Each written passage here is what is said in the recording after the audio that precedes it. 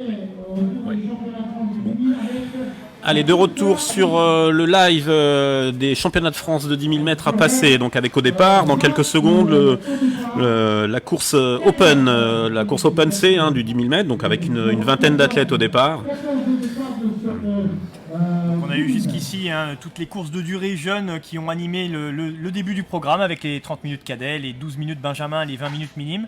Et on rentre dans alors pas le vif du sujet parce que les 30 minutes cadets c'était déjà des championnats de France, mais on rentre dans ce qui fait l'essence même de cette réunion d'athlétisme, le 10 000 mètres avec aussi ce qui tenait à cœur à l'esprit des organisateurs Loïc Rapinel et Gaël Witt, les courses open, c'est-à-dire ouvrir le 10 000 mètres un petit peu, si on peut parler comme ça, vulgariser le 10 000 mètres, et parce que cette discipline tombait un petit peu dans l'oubli. Et voilà, on voit qu'on a des athlètes d'un niveau régional, voire même inférieur, mais tant pis, c'est pas grave, ils vont partager la même piste que les athlètes élites tout à l'heure. Et on aura quand même 7-10 000 au programme au cours de cet après-midi, depuis la course Open C jusqu'à la grande finale masculine ce soir à 21h15, où on retrouvera le champion de France en titre, Florian Carvalho. Alors avant que la course ne débute, juste un petit clin d'œil, le Dossard 56 que vous voyez juste à la corde. C'est une jeune fille que vous ne connaissez probablement pas par ses qualités d'athlète. Elle a peut-être un palmarès anecdotique en athlétisme. Bon, elle est juste vice-championne du monde d'aviron. Vice-championne du monde d'aviron en espoir. Et vous allez voir avec son gabarit de poche, en fait, elle est barreuse. C'est une barreuse en 4. Elle était vice-championne du monde sur le 4 barré en espoir. C'était en 2019 aux États-Unis. Donc voilà, c'était pour le petit clin d'œil. Il fallait signaler la présence d'Agathe Maupou qui vient s'essayer sur le 10 000 mètres. C'est une jeune femme qui a tout de même couru le 5000 mètres en 19-23, donc c'est pas rien, c'est moins de 4 kilos, donc voilà, c'est quand même une athlète de très bon niveau. Mais effectivement, ce qui est recherché, quand on cherche un barreur en aviron, on cherche quelqu'un qui a un format réduit, parce que la place pour loger le barreur est parfois très réduite, et c'est surtout un poids réduit au minimum. Je ne sais pas combien pèse Agathe Maupou, mais on voit bien que c'est un gabarit de poche. Gabarit de poche qui devrait... on le répète, il y a un petit vent qui souffle sur ce stade, donc c'est vrai que les petits gabarits comme ça, sur 10 000 mètres, vont peut-être souffrir, notamment en fin de course. Donc il faudra, pour elle et pour les autres, savoir s'abriter tout au long de la course, pour éviter de prendre le vent. Parce que, 25 fois le vent...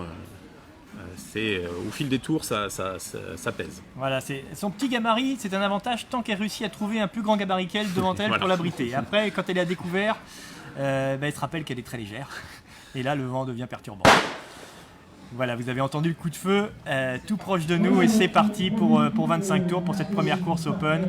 Bon, on n'entend pas des miracles, les meilleurs temps d'engagement de cette course sont aux alentours des 36 minutes, mais ça fait partie de la fête du 10 000 mètres voulue par les organisateurs Loïc Rapinel et Gaël Witt. Et donc on va apprécier comme il se doit ces 25 tours de piste auxquels on a droit, et c'est l'ouverture. Comme tu l'évoquais Eric il y a quelques instants, c'est l'ouverture de 7 courses de 10 000, c'est la fête du 10 000 mètres et c'est parti. Alors les courses Open sont mixtes bien sûr, puisqu'elles ont été définies en fonction du niveau chronométrique des athlètes, mais dès lors qu'on va basculer sur le championnat de France, les courses bien sûr ne seront pas mixtes. On aura une finale féminine et 3 finales masculines. Alors pour l'instant, c'est Rémi Nicolas qui a pris la tête des opérations devant le Breton, le Quimpérois Lucas Prasit. Ce sont deux athlètes dont on pouvait soupçonner qu'ils auraient pu occuper les premiers rangs de cette série Open. Lucas Prasit a couru en 37-18 et donc alors j'ai perdu son nom. Rémi Nicolas, qui est un jeune athlète, un junior, a aussi un temps d'engagement à peu près dans ces eaux-là. Un bon coureur de 3000 steeples, il a couru 9,36 sur 3000 steeples. Voilà. Mais on ne va pas s'attendre à des grosses performances, on est en train de découvrir un petit peu le contexte pour ceux qui n'étaient pas là sur les lives précédents. Voilà, vous découvrez ce stade Jean-Paul Chassebeuf, vous découvrez le dispositif, les caméras qui vous sont proposées et le public qui commence à arriver de plus en plus nombreux sur ce stade pour profiter des courses. qui vont nous être offertes tout au long de l'après-midi et même jusqu'à ce soir. Et nous retrouvons dans cette finale, dans cette Open C, Nicolas Denis Loller, le papa des 2 jeunes filles qu'on a vues ce matin, Constance et Caroline, qui se sont fort bien comportées sur les 30 minutes cadettes. Donc il faut croire que c'est une histoire de famille dans la famille Denis Loller. Donc licencié au Stade Rennais et dans la section locale de Passé en Courant, qui est organisateur de l'événement aujourd'hui.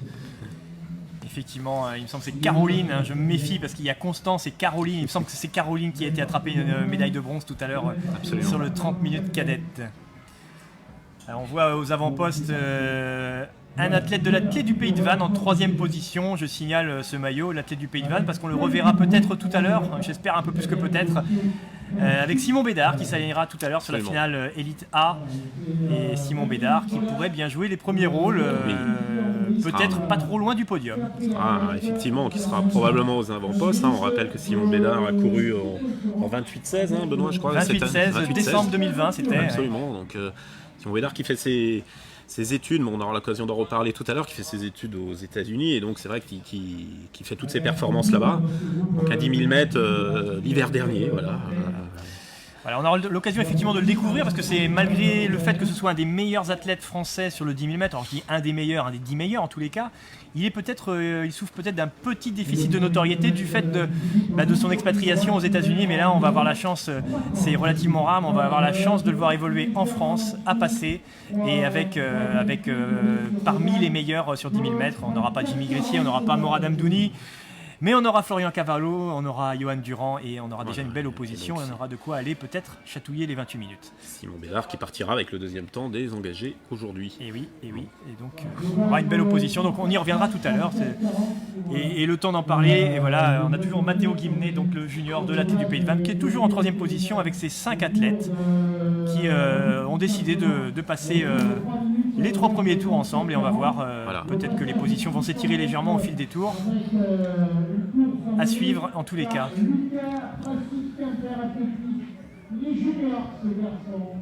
Elle est légèrement décroché, alors c'est très difficile de lire ces courses open, c'est très très difficile parce que les performances d'engagement ne sont pas forcément significatives, mais celui qui avait la meilleure performance des engagés, c'est celui qui est légèrement en train de se faire distancer par les 5 premiers. Là, c'est Théo Bizien, qu'on n'aperçoit pas forcément sur tous les plans, mais il est en train de se faire décrocher, il a 5-6 mètres de retard sur les 5 athlètes. Théo Bizien de l'Athletic Club du Pays d'Ancenis qui a une performance d'engagement à 36 minutes, tout rond, alors que Lucas Prasit qui a pris la tête des opérations a lui une performance d'engagement en 37 minutes 18. Bon, on a vu dans les courses précédentes, notamment sur le 30 minutes cadette, que le vent est un paramètre à prendre en compte. On a vu Jinan Mahi qui n'était pas certaine d'être tout à fait en forme, elle a coupé après son match international fin juillet et elle a bien pris en compte le fait qu'il y avait du vent et elle a préféré rester un petit peu abritée. Et là, c'est une responsabilité de prendre le train. Jinan qui a fait une course prudente sur les 15 premières minutes de course avant de s'échapper.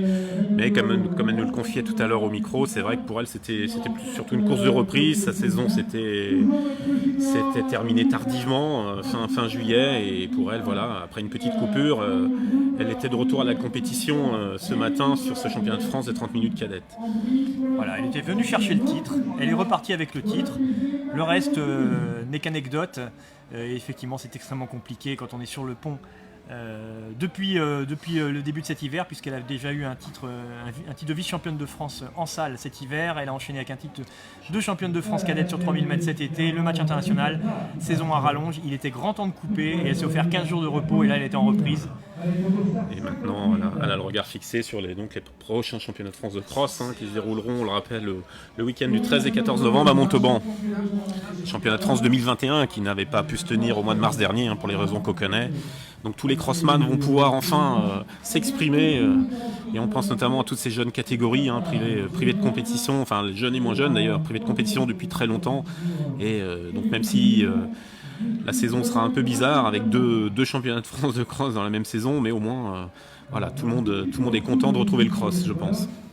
Alors puisque ce sont plutôt des jeunes athlètes, hein, ce sont des courses open, donc il peut y avoir autant aussi bien des juniors que des masters, mais je profite du fait que ce soit de jeunes athlètes à l'avant pour signaler que malheureusement cette crise sanitaire a quasiment privé d'une catégorie entière certains athlètes qui n'ont pas vu ces 2 années de cadet ou 2 années de junior qui ont disparu, et pour certains, bon bah tant pis, et puis pour d'autres c'est des ambitions de sélection internationale qui ne reviendront pas dans la mesure où quand on n'est plus junior, le championnat du monde junior qu'on envisageait, ou le championnat d'Europe junior, et bien c'est plus possible. Alors je sais qu'ils sont plus forts que ça, mais parfois ça peut laisser quelques regrets. Gageons que les athlètes qui sont éventuellement concernés par ces situations sauront rebondir et s'appuyer sur ce constat pour aller chercher plus loin une source de motivation. Et donc la course est partie sur des bonnes bases, Benoît, puisqu'on vient de passer aux 2000 mètres en 6,51, donc on est sur les bases de 34,10, 3,25 au kilo, 34,10, donc si ces athlètes tiennent, ce sera une course open C, entre guillemets, de très bonne facture. On est très en avance sur les records personnels des athlètes qu'on voit évoluer, donc effectivement, mais c'est ce qu'on évoquait tout à l'heure, on est plutôt agréablement surpris par la progression. Il y a eu un blanc en termes de prise de performance, on a eu moins de compétition, pour autant les athlètes se sont entraînés et on est agréablement surpris, on a des records personnels qui tombent de partout. On a évacué rapidement, mais on y reviendra sans doute, la problématique des chaussures, mais vous voyez que certains ne courent même pas en pointe et courent même pas en chaussures, ce sont des running tout à fait classiques. Donc bien sûr il y a les chaussures, mais il n'y a pas que les chaussures. Les athlètes ont bien fait le boulot pendant ces mois de privation de compétition. Et ils sont présents. Alors, on se prononce sur un temps de passage aux 2000. On a encore 8 km pour s'effondrer, mais en tous les cas, les débuts sont prometteurs. Mais en tout cas, ce sont les jeunes qui sont à l'honneur, puisque la course est emmenée par 2 juniors, Rémi Nicolas de l'ES Sucy-en-Brie et Lucas Prasi du Quimper Athlétisme, qui se relaie, ma foi, fort bien. Voilà, et Matteo Guimnet, que j'évoquais un peu plus tôt, qui est un autre junior de l'Athlète du Pays de Vannes, malheureusement, a pris un petit peu de recul. Alors, est-ce qu'il a trouvé qu'en constatant comme nous que le passage aux 2000 était un peu rapide pour lui, il a préféré temporiser, ou est-ce qu'au contraire, il est déjà un petit peu dans le rouge, lui seul peut le savoir. En tous les cas, il gère. Voilà, il est juste là, il a pris une quinzaine de mètres de retard. Rien d'alarmant, on est encore très très tôt dans la course. Absolument. Lucas Prasi prend beaucoup de vent quand même, depuis le début, on le voit souvent aux avant-postes. On va voir s'il est fort ou si au contraire il se fait un petit peu manger tactiquement, c'est possible ça aussi. Et on aperçoit Agathe Poupou, qu'on évoquait tout à l'heure. Absolument. Qui n'est pas loin des garçons. Alors est-ce qu'elle a pris un tour Non, je ne crois pas. Elle a l'air de courir avec Matteo Guimnet derrière, donc elle est dans le même tour. On va surveiller du coup si elle reste dans le train. Et c'est Igor Perrin de l'Athlé 91, également junior, en 3e position. Donc la course est emmenée par 3 juniors. Le passage au départ du 200 mètres au 3000 mètres.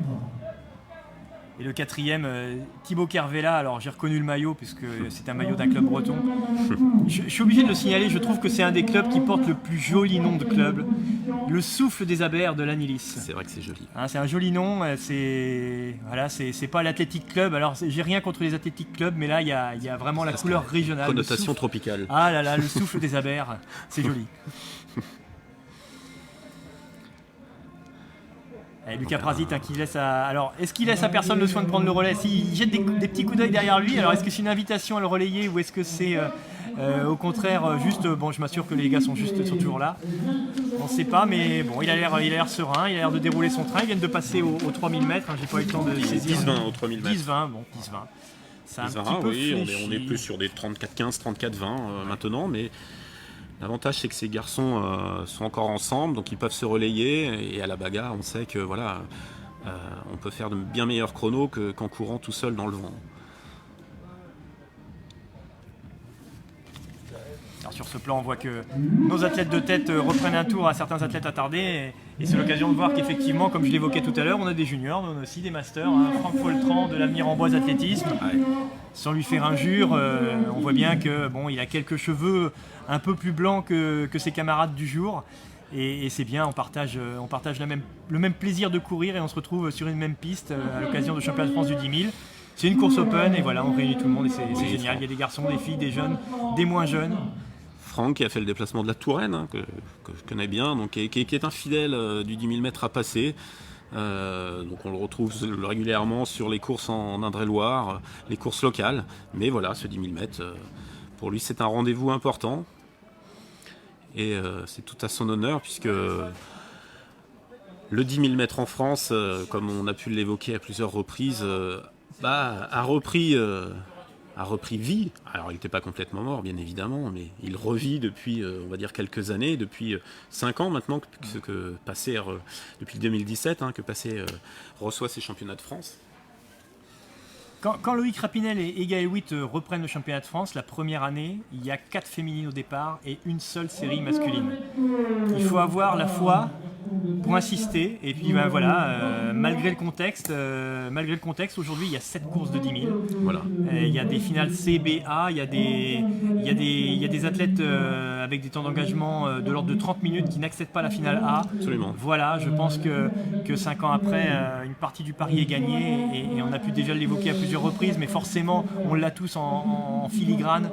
Et cette récompense à laquelle aspiraient Loïc et Gaël, c'est l'organisation de la Coupe d'Europe au mois de juin prochain, ici même, sur le stade de Jean-Paul Chassebeuf, à Passé. Voilà, le 28 mai pour être plus précis. 28 mai, donc la Coupe d'Europe qui avait lieu cette année à Birmingham. Et voilà, maintenant on va partir a priori au moins en 2022 et peut-être pourquoi pas en 2023-2024 ici à Passé en France pour ce 10 000 mètres. Et du côté de la course, Rémi Nicolas qui prend sa part du travail, Rémi Nicolas de l'ES Sucy-en-Brie, qui a relayé Lucas Prasit. Absolument. Et Rémi Nicolas, donc voilà, il essaye de maintenir l'allure. Alors est-ce parce qu'il a constaté que l'allure faiblissait un tout petit peu, c'est important de ne pas tomber dans un faux rythme, de savoir relancer. En tous les cas, j'ai l'impression qu'il a légèrement relancé l'allure. On est encore très tôt dans la course, on est entre le 3 et le 4e kilomètre. Et voilà, Lucas Prasit commence à se mettre légèrement sur l'extérieur du couloir. Est-ce qu'il veut relayer?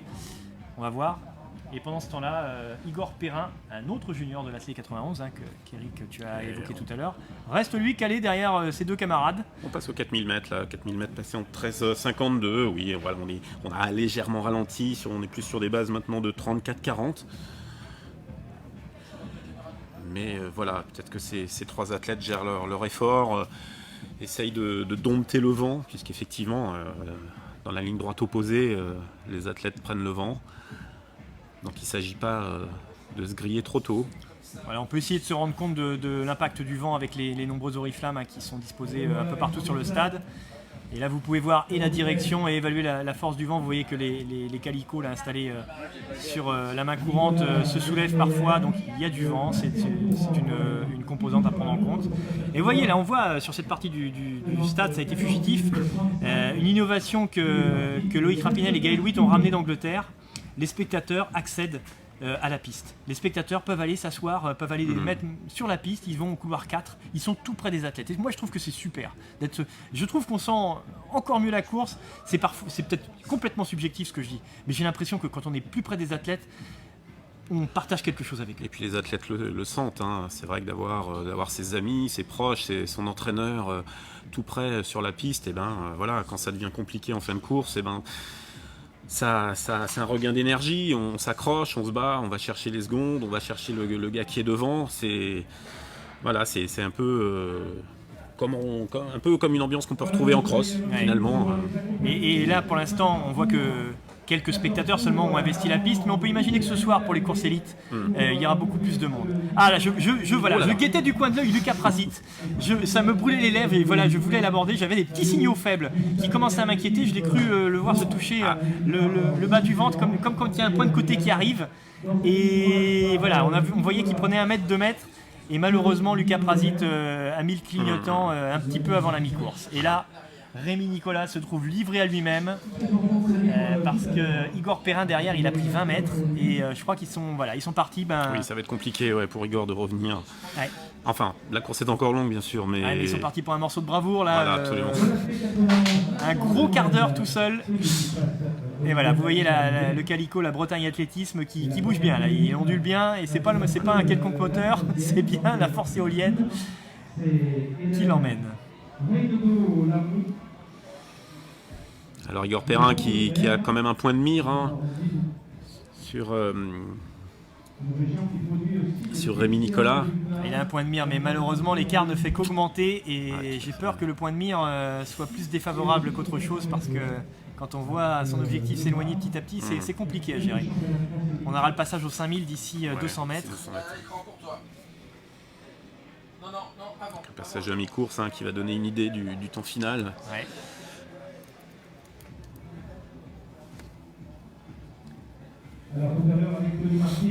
Alors on disait ça tout à l'heure, Rémi Nicolas qui n'a jamais couru sur une distance aussi longue, c'est un athlète qui a couru des 3000 mètres steeple, on le disait 9,35, 9,40 environ.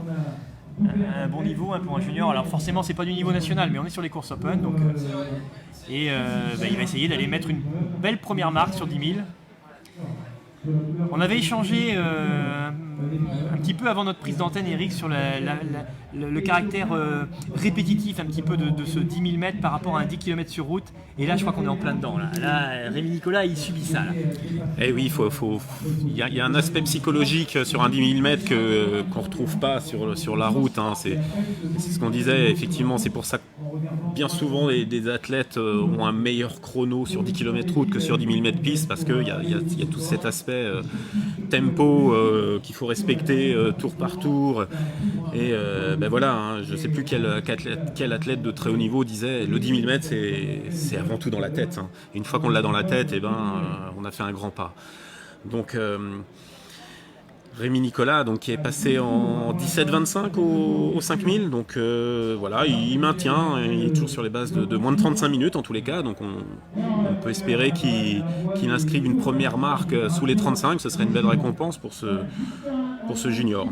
On va pas se le cacher, ça va être un petit peu difficile, c'est quelqu'un qui découvre la distance et qui risque d'entrer dans la zone de vérité. Alors on va avoir quelques invités de marque qui arrivent pour nous accompagner sur la fin de cette première épreuve de 10 000 mètres. Pour l'instant, on préserve le suspense, mais je vous garantis que 2 invités de marque arrivent l'un après l'autre. On va leur faire un petit peu de place.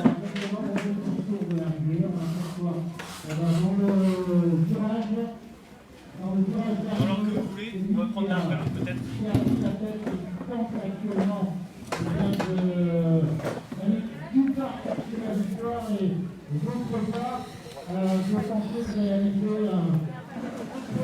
Voilà, comme on vous l'annonçait à l'instant, un invité de marque, et il y en aura un autre ensuite, le président de la Ligue de Bretagne, monsieur Jean-Marc Béraud.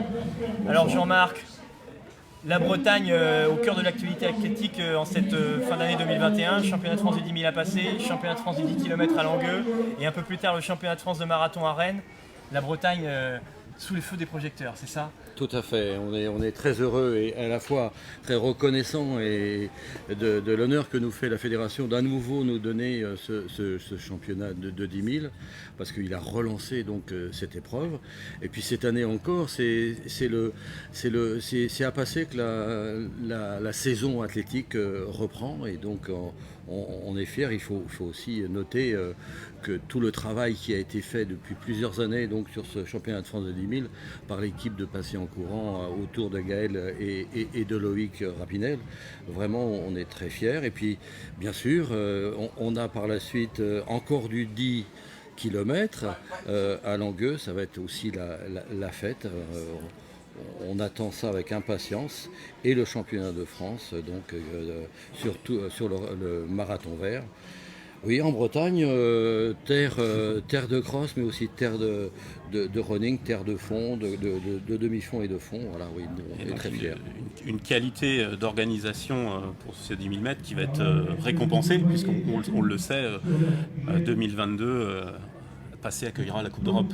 Tout à fait. Ça aussi, c'est quelque chose on est très fiers de pouvoir organiser donc ce championnat d'Europe. Vraiment, ça a été décalé d'un an, mais c'est très bien puisque la dernière année, ça sera donc en mai 2024. On sera vraiment la dernière répétition avant les Jeux Olympiques à Paris et donc on sera parfaitement bien placé et on espère qu'à ce moment-là, comme sur les 2 autres années qui auront précédé, d'avoir les meilleurs Européens surpassés. Et je pense que la Ligue va s'engager auprès de l'équipe de Loïc, et on a déjà prévu, on commence déjà à travailler pour vraiment mettre, que ce soit une belle fête, et que les organisations bretonnes et donc françaises, nationales, que la réussite réagisse sur l'ensemble de l'athlétisme français. Alors sur l'événementiel en Bretagne, j'ai l'impression que là on a évoqué différents championnats de France, c'est pas un feu de paille. La Ligue de Bretagne s'inscrit dans le long terme en termes d'organisation d'ampleur, j'ai l'impression. C'est toujours notre volonté, c'est-à-dire que tous les ans nous organisons des championnats de France, que ce soit sur piste, que ce soit en salle, que ce soit sur route. On a fait il y a en 2017, c'était sur Plouay, on a organisé le championnat de France de cross-country. Donc on veut absolument avoir des championnats de France. On aura un championnat de France d'épreuves combinées et de marche en salle sur la salle de Rennes. Pour nous, c'est important. C'est pas simplement pour avoir une reconnaissance sur nos organisations, c'en est une, mais c'est aussi pour dynamiser notre athlétisme, la compétition, puisqu'on s'aperçoit que lorsqu'on organise un championnat de France sur le territoire breton, les Bretons se mobilisent et donc les résultats, ils sont présents, les résultats sont là, et donc notre athlétisme de compétition, de performance progresse.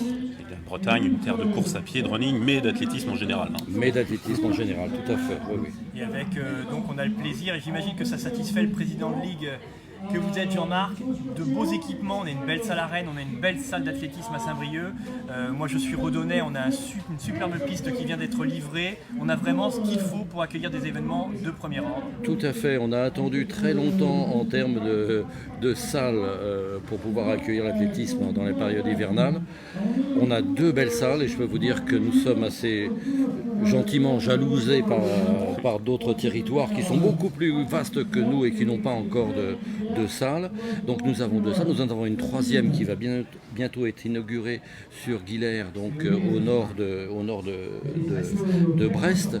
Et puis tu l'as dit, Benoît. Nous avons aussi Redon qui va devenir vraiment un stade magnifique. Il y a un projet de grande envergure sur Quimper. Les choses se débloquent et vraiment on va avoir des compétitions, on va avoir des équipements qui vont pouvoir nous permettre d'accueillir des compétitions nationales. Et là aussi, pas uniquement pour le plaisir d'accueillir, mais aussi pour développer notre athlétisme, permettre aussi, si on a un championnat de France élite, ça permet aussi à nos jeunes de pouvoir voir de très près l'athlétisme de haute performance et les athlètes de haut niveau. J'ai bien entendu. Projet à moyen terme, championnat de France élite en Bretagne. Oui, peut-être aussi encore davantage, mais ça, dans d'autres cadres. Mais bon, on travaille toujours, on est prêt. Il faut que notre athlétisme breton soit dynamique. Si notre athlétisme breton sera dynamique, ça portera notre pierre à l'édifice de l'athlétisme français. Avec plein de promesses, en tous les cas, on est ravis d'entendre ce discours et la Bretagne sera ravie d'accueillir beaucoup d'événements à l'avenir et on est en train de démontrer le savoir-faire breton. Merci Jean-Marc d'être venu nous voir et on va maintenant accueillir un autre invité de marque. Merci Jean-Marc. Merci à vous.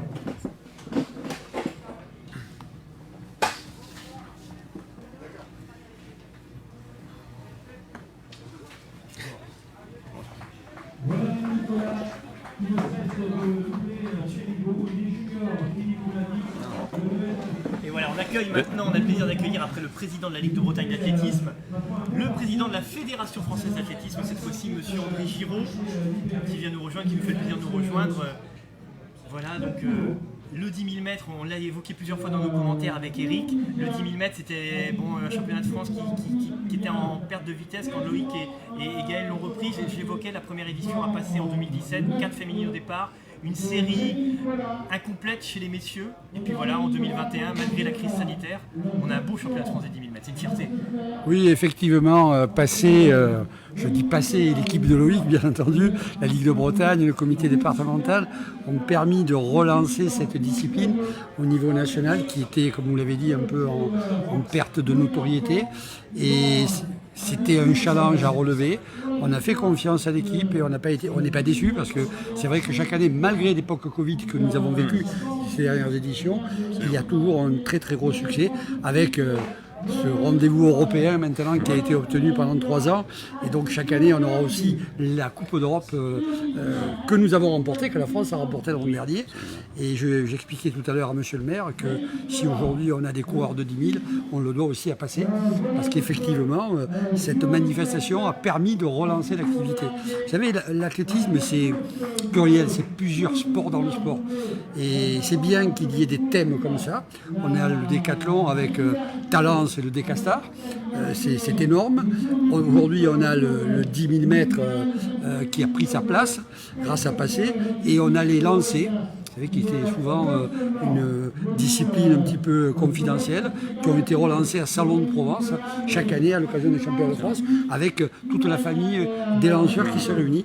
Donc on est heureux de pouvoir réunir toutes des disciplines de fond et de demi-fond à passer, avec un programme complet, original. Et j'ai vu tout à l'heure des jeunes très prometteurs, notamment dans la catégorie minime filles, où vraiment j'ai été agréablement surpris de voir le niveau des jeunes qui arrivent derrière. Vous voyez, donc la relève est en train de se préparer.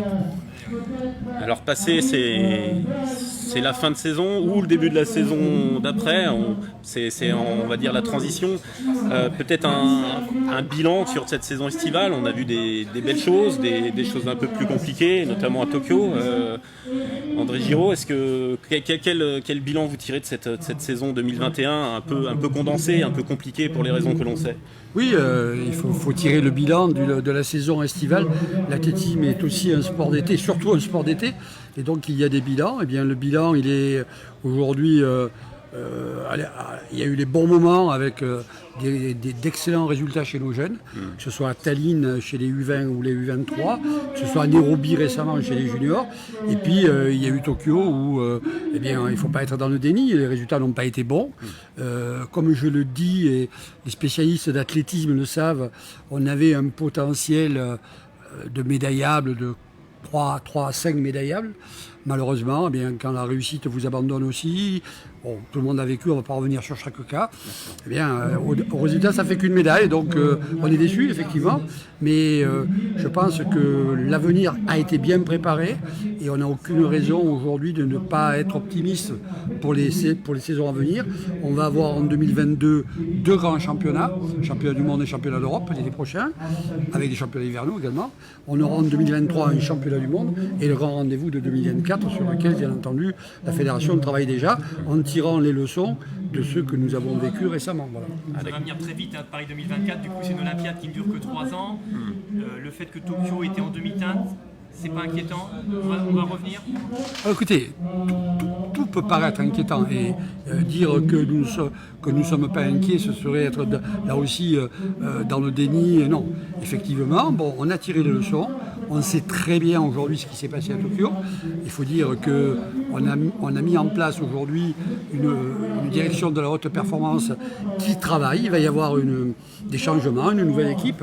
Là, on était sur une Olympiade qui a duré 5 ans, avec donc des équipes qui étaient en place et qui n'avaient pas été modifiées. Donc on va tirer des enseignements dans chaque discipline. Ce qui est certain aujourd'hui, et on l'a vu aux Jeux Olympiques, c'est que les sports qui ont brillé sont les sports professionnels. Absolument. Voilà. Alors on est tous heureux que nos sports collectifs, mais tous nos sportifs qui ont brillé, qui ont eu des médailles dans les grandes médailles, disons, sont majoritairement des sportifs professionnels, avec toutefois un petit bémol, et tant mieux pour eux, pour le judo et pour l'escrime. Mais sinon, dans les autres sports, ce professionnalisme nous manque. Donc on a commencé à travailler déjà depuis plusieurs années à la fédération sur la professionnalisation. Aujourd'hui, le système qu'on a mis en place doit évoluer. On s'est rendu compte que les athlètes performants de notre équipe, je pense à Maillère, je pense à Lavillini, même s'il y a eu cette blessure, je pense à Quentin Bigot, sont des athlètes où il y a autour vraiment un environnement qui est propice à la performance. Donc aujourd'hui, on va identifier un certain nombre d'athlètes susceptibles d'être finalistes à Paris et on va construire autour d'eux, avec la haute performance, avec la cellule de haute performance, tout l'environnement. Pour moi, l'environnement, c'est le sportif, c'est le médical, c'est le socio-professionnel, c'est l'agent, parce qu'aujourd'hui les athlètes ont des agents, c'est l'équipementier, c'est le club, c'est la ligue, et on va mettre tout le monde autour de la table quand on aura repéré, on les a déjà repérés d'ailleurs, ce potentiel d'athlètes qui peuvent avoir des résultats. Ce sont les médaillés de Tallinn et de Nairobi qui notamment nous laissent espérer quand même de belles choses dans 3 ans et même après. Et même dans l'équipe actuelle, vous savez, on ne va pas enterrer Kevin Mayer, on ne va pas enterrer nos 2 lanceurs de marteau qui font 4e et 5e chez les filles et chez les garçons. D'ailleurs, c'est un entraîneur breton qui s'occupe d'ailleurs de Gilles Dupré, qui s'occupe d'Alexandra. Donc voilà, il y a encore dans l'équipe actuelle, ça serait vraiment pour nous être vraiment très pessimiste et méprisant par rapport à leur travail, de ne pas tenir compte de ce travail. On sait aujourd'hui que pour réussir, il faut être professionnel. Mais professionnel jusqu'au bout des doigts. Voilà. Pas faire semblant d'être professionnel. Donc c'est là-dessus qu'on va travailler, sur cette professionnalisation. J'ai des rendez-vous qui sont programmés avec l'Agence nationale du sport là-dessus, dès le mois de septembre, avec Florian Rousseau, qui est directeur de la haute performance, qui connaît le haut niveau par cœur, mieux que quiconque. Et donc on va bâtir cette équipe autour de l'athlète. Et les athlètes aujourd'hui, alors c'est sûr qu'il y aura des passerelles. Hein. On ne va pas dire aujourd'hui, 3 ans avant, parce qu'après il y a les aléas de la vie, il y a les blessures, mais on va identifier un groupe d'athlètes déjà susceptibles d'être finalistes aux Jeux Olympiques. C'est là-dessus qu'on va travailler. On voit que le problème est identifié, le plan de route est dessiné, maintenant reste à le mettre en œuvre et vous savez, hein, c'est le jeu des dirigeants, vous savez que vous serez scrutés et vous êtes prêts à être le leader de cette embarcation qui va nous emmener vers Paris 2024. Oui, écoutez, de toute façon, là, vous savez, même quand dans les tempêtes, il ne faut pas que le capitaine quitte le bateau. Donc avec l'équipe, on est déterminé. Il y a des moments, vous savez, c'est la vie sportive, hein, c'est ce qui fait le charme du sport. On parle de l'incertitude sportive. Bon, je ne vais pas revenir sur les événements de Tokyo, mais qui aurait imaginé que Renaud Lavillenie, en l'absence de Kendricks, donc il y avait du plan 10, on savait que derrière c'était très ouvert, qui aurait imaginé qu'à l'échauffement, malgré sa première blessure, il allait avoir une seconde blessure. Voilà, donc ça c'est le côté. Et qui aurait imaginé également que Willem Bellossian, qui avait réalisé une saison extraordinaire, ne puisse pas passer le premier tour des éliminatoires, alors qu'il avait un temps digne d'une médaille d'or. Voilà, donc c'est le sport, avec le charme du sport et de l'athlétisme. Voilà, et puis avec les moments de réussite et les moments où ça réussit moins. Ce que j'appelle, vous savez, je dis la réussite n'est jamais linéaire. Si elle était linéaire, la réussite, même dans la vie de tous les jours, tout le monde, tous ceux qui sont dans la réussite, ils seraient toujours bon. Voilà, il y a cette mauvaise période, mais vous l'avez évoqué tout à l'heure, chez les jeunes, il y a vraiment de bonnes raisons. Et puis, il ne faut pas oublier aussi le comportement de nos demi-fondeurs. Gabriel Tual sur 800 mètres, Alexis Félu sur 3000 steeps. La jeune génération qui arrive sont des jeunes qui ont 23 ans. Donc dans 3 ans, ils seront en maturité. Et on a vu dans les meetings, ils sont encore là. Voilà. Donc voilà, il ne faut pas désespérer, et c'est le sport. Écoutez, on va tout faire pour être présent au rendez-vous de Paris. Écoutez, Monsieur Giraud, merci beaucoup pour ce discours franc, et on a abordé optimiste. Et optimiste surtout, et plein de hargne, c'est ce qu'il faut pour l'avenir de l'athlétisme. Merci Monsieur Giraud. Merci beaucoup.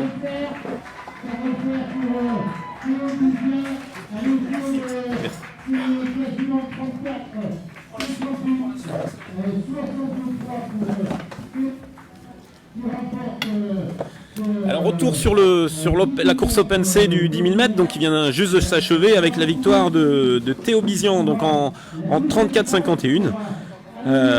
Donc c'est l'athlète de l'Athletic Club du Pays d'Anceny qui s'est finalement imposé. Donc qui a su rester caché et comme on l'anticipait un tout petit peu, Rémi Nicolas a souffert un peu sa deuxième partie de course, moins de 36 minutes en tous les cas. Il partira 35-19, là ça s'affiche un voilà, donc moins de 35 pour cette Open C, voilà. Donc qui est un chrono de bonne facture quand même pour débuter cet après-midi de 10 000 mètres. Pour remporter la course 7 du championnat de France de 10 000, il faut courir moins de 35. C'est ça. Ça pose la compétition. Absolument. Voilà, donc on va assister aux arrivées successives. Alors vous voyez, on entend quelque chose qu'on n'a pas entendu jusqu'ici, et pourtant il y a eu quelques courses, la cloche. Parce que sur les courses de durée, par définition, il n'y a pas de cloche. On ne sait pas quand a lieu le dernier tour, et voilà. On a un coup de pistolet à 1 minute de la fin sur les courses de durée, mais là on a la cloche à 400 mètres du final. Qui est l'inventeur course Marcel Cassis. Et donc on a eu, pour revenir un instant sur les interviews qu'on vient d'effectuer là, avec Jean-Marc Béraud, le président de la Ligue de Bretagne, et André Giraud, le président de la Fédération Française d'Athlétisme. Des discours assez volontaristes des deux côtés. D'un côté, un organisateur, là, Jean-Marc Béraud, il a décidé d'emmener la Ligue de Bretagne vers de nombreuses organisations d'événements de haut niveau. Il a même été un petit peu évasif, parce que j'imagine qu'il ne peut pas tout dire maintenant, mais il a l'air d'avoir des projets. Et puis monsieur André Giraud, voilà, qui assume le bilan en demi-teinte à Tokyo, mais qui est plein d'espoir, et en tous les cas, il a son plan de bataille pour essayer d'aller vers le mieux, et le beaucoup mieux même. On a presque failli avoir un scoop avec Jean-Marc Béraud, avec les championnats de France élite. Alors on sait qu'en 2022, ils auront lieu à Caen. Voilà. Et après, pourquoi pas en Bretagne ou ailleurs. Alors on sait que je crois qu'Angers s'est placé pour avoir les années olympiques. Absolument, donc 2024, mais voilà, 2023, mais 2023 reste ouvert. Bon là, ça n'engage que nous, Eric Navarre et Benoît Blanchard, ce ne sont que des supputations. Voilà, on termine cette première course Open, et on vous laisse profiter des arrivées successives. Pour ceux qui s'intéressent à un coureur ou une coureuse en particulier, vous pouvez suivre les arrivées.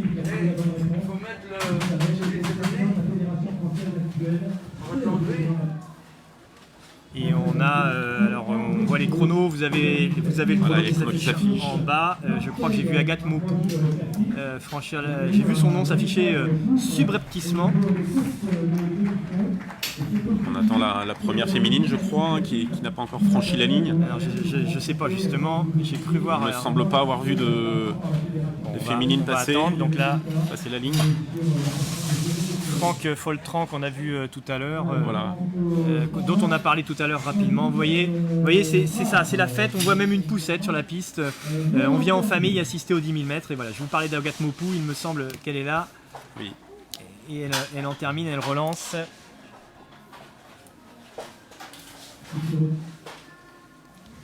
Avec sa camarade de club, le Racing Club Nantais, voilà, toutes les deux, Justine Ponel et Agathe Maupou.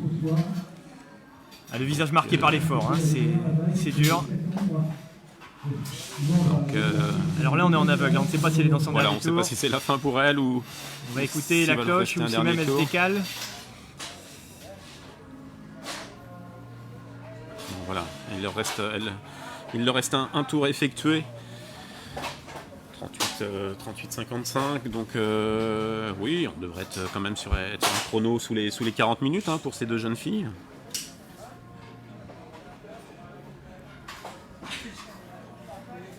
Ouais.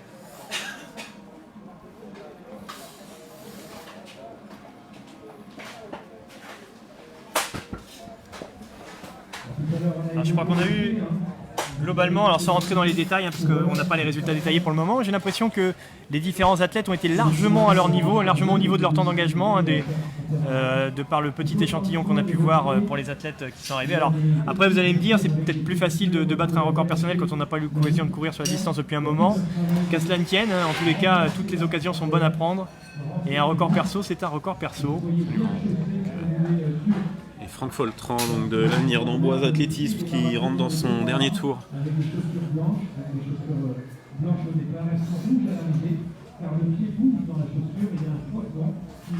Et on arrive aux 40 minutes de course. Ah non, je me suis avancé un peu là. Agathe Maupou qui ne terminera pas sous les 40, mais qui retranchera 2 minutes à son record personnel, puisqu'elle était venue avec un temps d'engagement de 42-12. Avec le masque de la souffrance pour terminer, mais c'est le jeu. C'est le jeu. Eh non, il lui reste un tour, Oh là là, oui, non, alors, il lui reste un tour. On s'est un peu perdu dans les tours avec les différentes interviews. Voilà. Alors, vous voyez sur ce plan de la ligne d'arrivée que le public commence à arriver. On a toujours ce joli soleil là qui accompagne les épreuves. Pour l'instant, on a du vent. On espère, comme on l'a déjà comme on a déjà pu échanger sur le sujet un peu plus tôt dans la retransmission, on espère que ce vent va s'amenuiser à fur et à mesure que la journée va s'avancer. Hein. C'est le pari en tous les cas qui est fait par les organisateurs, d'avoir les meilleures courses en soirée pour avoir moins de vent. Tout à fait, donc une finale A qui se courra à 21h15 chez les hommes et 20h30 chez les femmes. Donc en espérant effectivement que le vent soit tombé d'ici là. Voilà, quand on se décale au tout couloir 3, c'est bon, c'est que c'est terminé. C'est ça, comme les marcheurs. Alors, je ne voudrais pas m'avancer, mais j'ai cru reconnaître derrière le masque de celui qui agite la cloche pour le dernier tour. On a un responsable de la cloche de luxe ici, c'est le recordman de France de la hauteur, monsieur Jean-Charles Jiquel. 2m35 je crois. 2m35, alors c'est pas sa taille, hein, c'est la hauteur qu'il a sauté. Il dépasse le double mètre, mais ouais, il a sauté 2m35. Il me semble que c'était à Bercy, oui, 1994. C'est ça, c'est ça. Je me souviens être derrière le sautoir. Et on l'aperçoit là, vous voyez à quel point il est obligé de replier les jambes. Le saut en hauteur mène à tout. Et sa fille, Solène Jiquel, a concouru hier au meeting de Paris, meeting Diamond League de Paris. Elle a sauté 1m89. Voilà. Et les deux Françaises ont bien marché, 1m89 toutes les deux, avec Laurine Maxwell. Exactement. Qui est encore junior, Laurine. Exactement. Alors, ça reste un niveau modeste au niveau international, mais une densité à ce niveau. On arrive à la conclusion de cette course Open C. On va découvrir les résultats. Donc Agathe Maupoux qui termine en 41,52, donc qui bat son record personnel malgré tout, qui termine première féminine de cette course C. Voilà. Eh bien, rendez-vous dans quelques minutes pour la suite des opérations. A tout de suite. On va changer le truc. Ouais.